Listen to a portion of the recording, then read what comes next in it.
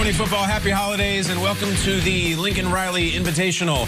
We have two former Oklahoma Sooners, both transferred from SEC schools. But first, down 2-0. Kyler, whoop! Watch the backside and replay of this. Woo! That's out of your shoes, out of your socks, out of your toenails. Kyler got running again yesterday. When Kyler gets running, those cards are tough to beat. 19-14, though. Looking second and goal. Looking. He's running. Is he going to run it again? No. He's going to go to the first ballot guy. He's kind of weird. Larry Fitzgerald, that was his first touchdown of the year. 121st of his career, first of the year. But the man right now, the truth hurts. Let's go. Is it hurts so good? Shout out Mellencamp Twitter, 26-14. Jalen Hurts got it. Greg Ward, 2 touchdowns yesterday. Only 15 yards receiving, but 2 touchdowns from Hurts. And Hurts looked really good. First and goal, 26-20. Now Arizona, he's going to run. Watch this play. Kenny takes the hit from Budda Baker, who wraps him up and drags him in there. I mean, this was almost an angry run, but this is a strong-bodied dude right here. He reminds me more and more of Dak Prescott physically. Carson Wentz, DNP-CD, fourth quarter, tied now, 26-20. This play is so stupid. Are you out of your mind, DeAndre? Watch the replay of this thing. Look at the coverage. It hits him in the face. His hands are really big. It's well publicized, and he squeezes it. Awesome play by Nuke. Da bomb. All right, though, so here we go. Can you be a hero? Down a touchdown. We're going to go all the way to the Hail Mary. And look at this. Jalen's going to go to our guy, Travis Fulgham. And he almost pulls it in a year in which Hail Marys are so hot. There was even one completed by the Niners yesterday in a loss. But the Eagles do take the loss. There's the two friends posting for pictures. Say Pepsi. No, say whatever sponsors us. 33-26. Jalen Hurts, the story, it was fantastic in a loss despite the win, going to Kyler and the Cardinals. And afterwards, and I think something is very strange, Doug Peterson still won't say he's the guy. Let's hear from the Eagles. Hey, Jalen, the offense has been averaging over 400 yards a game since you've been at quarterback. Do you feel that you should be the starting quarterback for the rest of the season? I want to win. That's something we didn't do today. That's something that you have to, as coach. I have an opportunity now. I want to win ball games. I want to do what I can to help this team do that.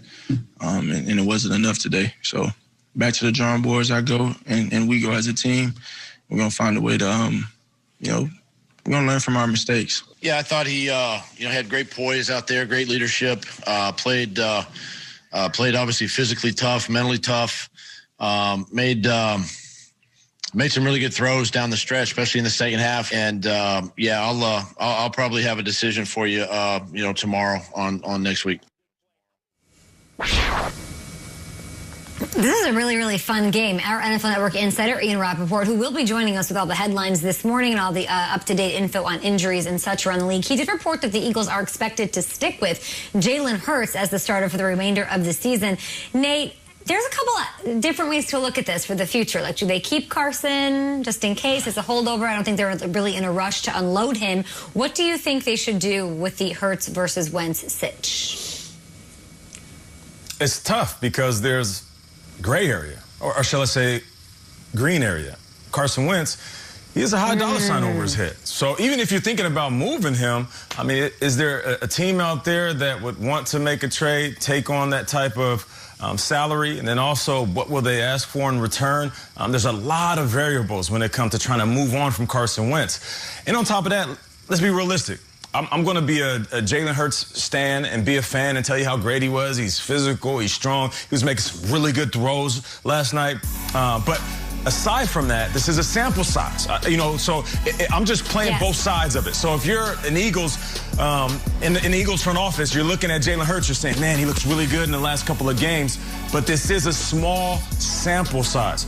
I would love to see Jalen Hurts finish the season off strong and really put this team in a bind, because they're going to have to make a decision moving forward.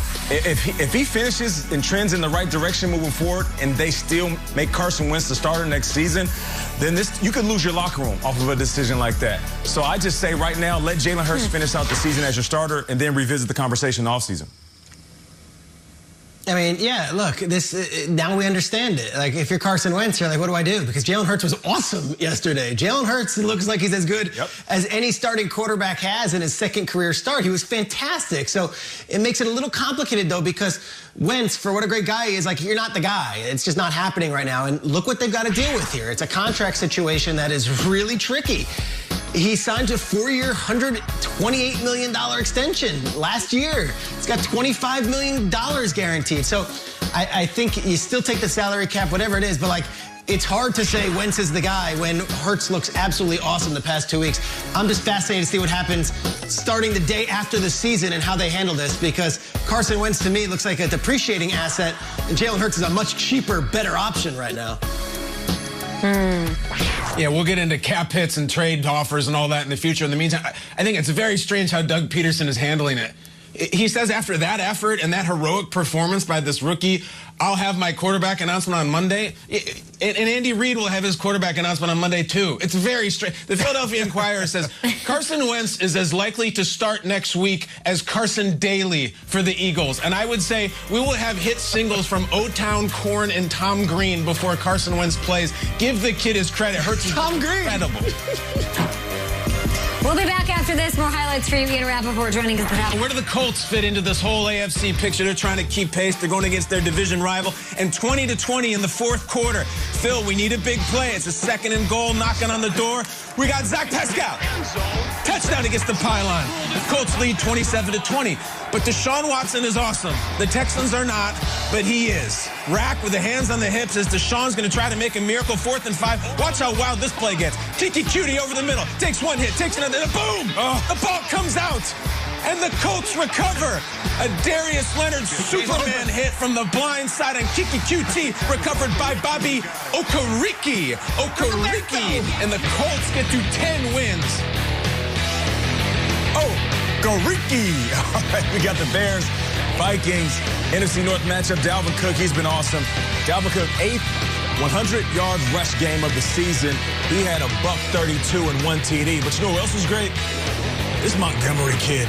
He is a beast. David Montgomery was balling in this one. 32 carries, a $146 and 2 TDs. Joins Walter Payton and Gale Sayers, only Bears to have back-to-back games with 100-plus rushing and a TD. The Bears, they win this one, 33-27. All right, no Zeke Elliott, a calf injury, so that means Tony Pollard would play. Pollard was great in this game. Nick Mullins early, looking for Brandon Ayuk. It's intercepted by Anthony Brown out of Purdue. Goes 14 yards. Brown's first interception of the season. Mullins' second interception of the day. Mullins looking at the Microsoft Surface. And then it's Tony Pollard time. Tony Pollard might have won you a fantasy football week this week, and it's because of a play like this. Pollard would go for 69 yards on the ground. He would have 6 catches, 63 receiving yards. He would have 2 touchdowns. Cowboys break up the Cowboys. They won back-to-back games. They win 41-33, and they are alive in the NFC East. They certainly are. People are saying it's the offensive line. That's why Zeke isn't running. Tony Pollard had no issues behind that offensive line yesterday, leading them into Week 16. Will Selva is here. He's on the West Coast with all the headlines. Happy Monday, Will. Happy Monday to you, Kay and guys. See, you guys are repping your Bears gear, so this story is for you.